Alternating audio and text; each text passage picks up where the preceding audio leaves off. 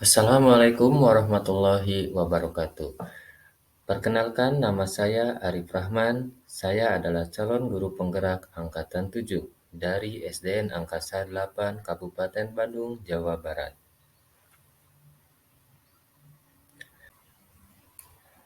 Pada kesempatan ini, saya akan menyampaikan kesimpulan dan refleksi terhadap materi modul 1.1 tentang pemikiran-pemikiran Ki Hajar Dewantara. Seperti yang kita ketahui, Ki Hajar Dewantara adalah Bapak Pendidikan Indonesia yang lahir pada tanggal 2 Mei 1889. Beliau bangsawan Jawa dengan nama Raden Mas Suwardi Surjadiningrat. Pemikiran-pemikiran beliau tentang pendidikan seperti misalnya Semboyan Ingarso Sung Tulodo, Ingmadya Mangunkarso, Tutwuri Handayani, sedikit banyak mempengaruhi perkembangan pemikiran pendidikan di Indonesia sejak dulu hingga kini.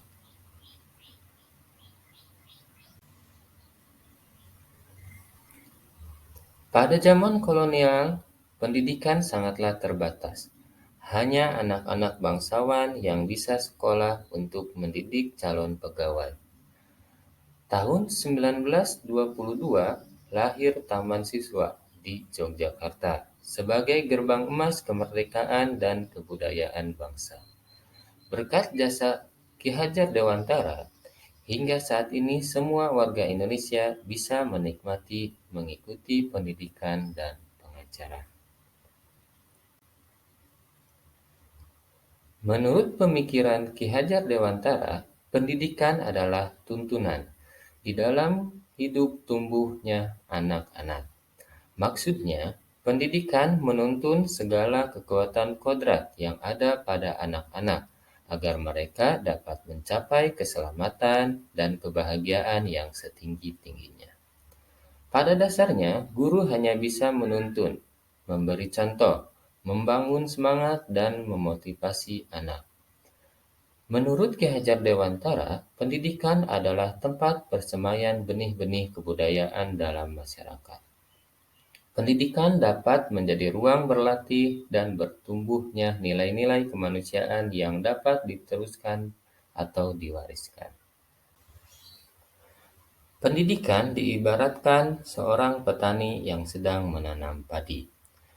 Petani hanya dapat menuntun tumbuhnya padi. Ia dapat memperbaiki kondisi tanah, memelihara tanaman padi, memberi pupuk dan air, membasmi ulat-ulat dan jamur-jamur yang mengganggu hidup tanaman padi, dan lain sebagainya. Meskipun pertumbuhan tanaman dapat diperbaiki, tetapi ia tidak dapat mengganti kodrat padi. Padi tidak bisa diubah menjadi jagung ataupun tanaman lainnya.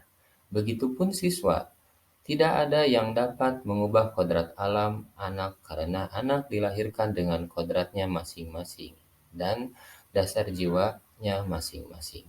Guru hanya dapat menuntun. Bagaimana cara guru menuntun akan membawa pengaruh yang sangat besar terhadap pertumbuh kembangnya anak-anak.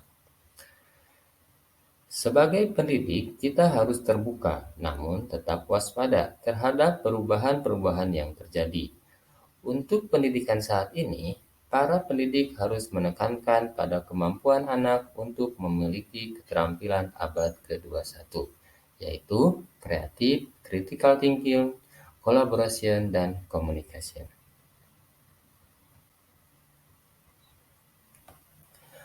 Menurut Ki Hajar Dewantara, ada 3 prinsip untuk melakukan perubahan atau sering disebut 3 asas Trikon. Di antaranya yaitu kontinuitas, konvergensi, dan konsentris. Kontinuitas maksudnya adalah ketika belajar kita harus berkelanjutan.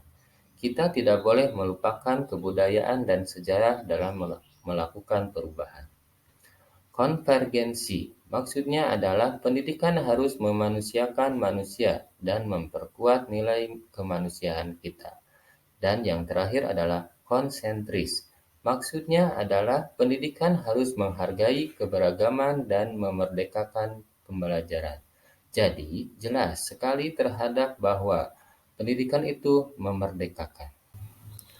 Tujuan pendidikan utama yang digagas Ki Hajar Dewantara adalah bagaimana pendidikan mampu membuat anak memiliki budi pekerti yang baik.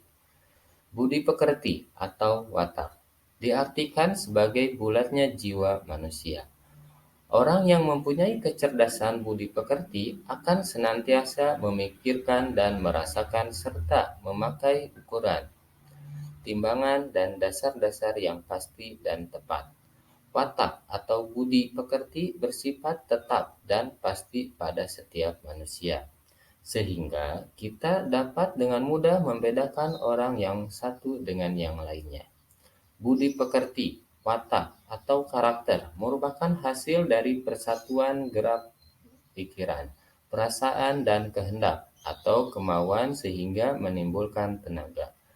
Melalui pendidikan, saya dan kita semua berharap bahwa anak-anak murid kita nantinya bisa bertumbuh menjadi sebaik-baiknya manusia yang memiliki adab dan berbudi pekerti yang baik. Selanjutnya, saya akan merefleksi diri melalui 3 pertanyaan pemantik berikut. Apa yang Anda percaya tentang murid dan pembelajaran di kelas sebelum Anda mempelajari modul 1.1? 2. Apa yang berubah dari pemikiran atau perilaku Anda setelah mempelajari modul ini? Dan yang terakhir, apa yang dapat segera Anda terapkan lebih baik agar kelas Anda mencerminkan pemikiran Ki Hajar Dewantara? Sebelum mempelajari modul 1.1 mengenai refleksi filosofi pendidikan Ki Hajar Dewantara, sebagai guru saya meyakini beberapa hal sebagai berikut. Yang pertama, siswa diibaratkan kertas kosong yang dapat kita isi sesuai dengan keinginan kita sebagai guru. Yang kedua, guru adalah subjek utama kegiatan pembelajaran. Sebagai guru, saya harus mampu mentransfer ilmu kepada peserta didik saya secara klasikal. Saya menganggap siswa tidak akan paham kalau materi pelajaran tidak saya jelaskan. Yang ketiga, pembelajaran dikatakan berhasil jika siswa mendapat nilai di atas KKM. Dan yang terakhir, pemberian sanksi atau hukuman kepada siswa. Setelah saya mempelajari modul 1.1 tentang pemikiran-pemikiran Ki Hajar Dewantara, pemikiran saya berubah menjadi harus memberikan tuntunan kepada anak didik dengan lebih sabar dan ikhlas karena mereka adalah pribadi yang unik dan berbeda-beda. Ki Hajar Dewantara mengibaratkan anak bukan kertas kosong yang bisa digambar sesuai keinginan orang dewasa. Anak lahir dengan kekuatan kodrat yang masih samar-samar.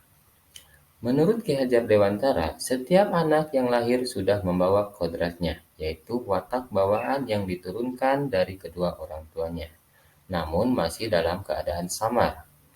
Maka pendidikan yang menuntun akan memfasilitasi anak untuk menebalkan garis samar-samar agar dapat memperbaiki lakunya untuk menjadi manusia seutuhnya, untuk mencapai tujuan pendidikan sejati yaitu memerdekakan manusia.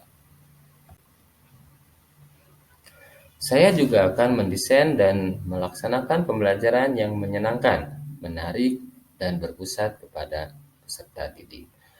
Dalam hal ini saya menggunakan model pembelajaran cooperative learning dan metode permainan, sehingga siswa akan terlibat langsung dalam proses pembelajaran.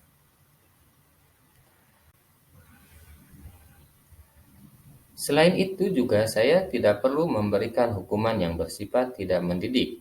Namun, yang harus saya lakukan adalah memberikan teladan agar mereka bisa melihat dan mencontohnya untuk bekal mereka kelak.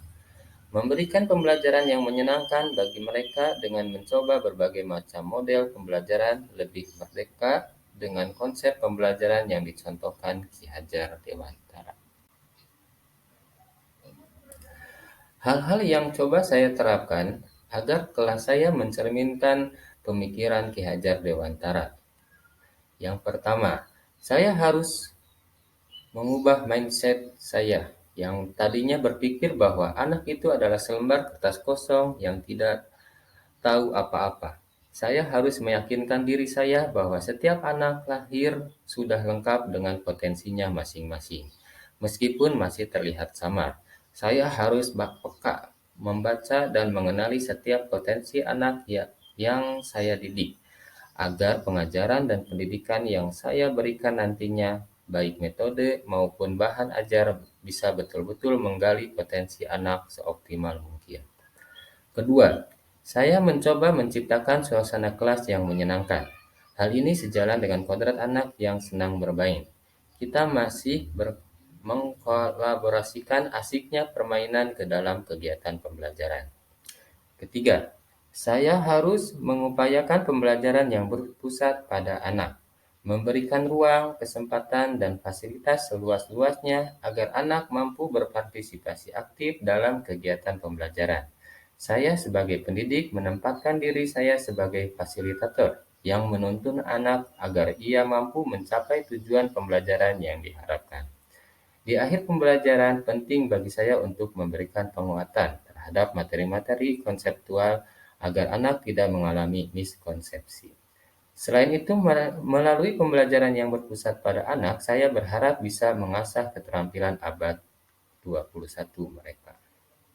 Keempat, sebagai wujud dari tujuan pendidikan yang utama, yaitu lahirnya anak yang tidak hanya kompeten dari segi akademis, tapi juga berbudi pekerti yang baik. Saya sebagai guru, selain memberikan wejangan, harus bisa juga memberikan teladan yang baik. Jadi, anak tidak hanya melakukan apa yang saya katakan, tapi harapannya anak mampu meneladani perilaku-perilaku baik yang saya contohkan. Selain sebagai upaya memotivasi anak agar berbudi pekerti baik, ini juga bisa jadi tantangan untuk saya. Bagaimana caranya agar saya bisa konsisten memberikan keteladanan yang baik. Guru sebagai sosok yang digugu dan ditiru. Dan yang terakhir, saya berharap bisa memaknai semboyan Ki Hajar Dewantara, yaitu Ingarso Sung Tulodo. Dari depan saya bisa memberikan teladan bagi setiap anak-anak didik saya. Ingmadyo Mangunkarso, di tengah saya bisa jadi teman yang memberikan semangat kepada anak didik saya. Tutpuri Handayani, dari belakang saya bisa memberikan dorongan moral serta semangat belajar untuk murid-murid saya. Demikianlah kesimpulan dan refleksi terhadap materi modul 1.1 tentang pemikiran-pemikiran Ki Hajar Dewantara. Wassalamualaikum warahmatullahi wabarakatuh.